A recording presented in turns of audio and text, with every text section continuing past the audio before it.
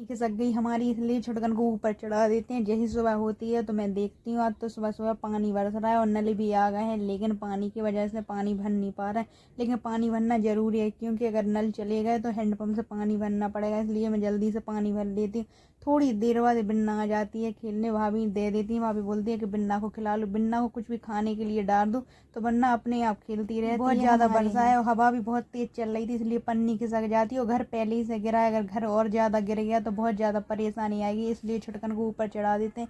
छुटकन धीरे धीरे पन्नी खिसकाता जाता है और आगे को बढ़ता जाता है। वो लकड़ी भी रख देता है, क्योंकि खपरा पन्नी के पूरे खिसक गए, इसलिए पन्नी पूरी खिसक गई है। और पानी भी आज घर में बहुत ज़्यादा भर गया था, तो छुटकन जैसे ही चढ़ जाता है तो वो अच्छे से पन्नी डालने लगता है और खपरे भी बहुत ज़्यादा फूट रहे हैं। तो हमारा पहले से फूटा है, अगर पानी भर गया तो और ज़्यादा फूट जाएगा, इसलिए छुटकन को ऊपर चढ़ा देते हैं। छुटकन काम तो अच्छे से कर रहा है, लेकिन बहुत ज़्यादा डर रहा है, क्योंकि उसे बहुत ज़्यादा डर लग रहा है और खपरे भी बहुत ज़्यादा फूट जाते हैं।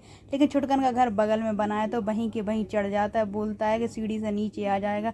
तो ऊपर जैसे ही चढ़ जाता है तो मुझे बहुत ज़्यादा डर लग रहा है, लेकिन वो ऊपर के ऊपर चढ़ जाता है और सीढ़ी से वापस आ जाता है। हमारे यहाँ काम करने के बाद मैं हॉस्पिटल चली जाती हूँ, क्योंकि आँख में बहुत ज़्यादा दर्द हो रहा है, इसलिए मैं दिखाने चली जाती हूँ। सबसे पहले तो पर्चा बनवा लेती हूँ और पर्चा बनाने के बाद बैठ जाती हूँ, क्योंकि भीड़ बहुत ज़्यादा है। हॉस्पिटल में बहुत लोग बैठे हैं, तो मैं भी बैठ जाती हूँ और साथ में मामी भी आई हैं। तो थोड़ी देर बैठने के बाद फिर दवाई लेके हम लोग घर पर आने लगते हैं।